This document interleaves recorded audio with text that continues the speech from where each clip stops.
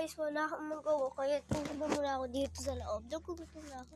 Gusto ko ng breadstick. Kaya muna. Excuse me. Ayun na, mag-ano na kayo na ate. Magbili ka ba na? La! Huwag ko kasi sabihin. Ito.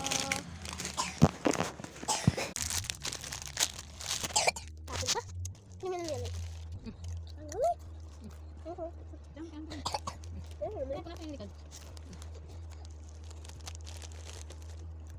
Ayun guys, kakatapos ko na kumain na yun.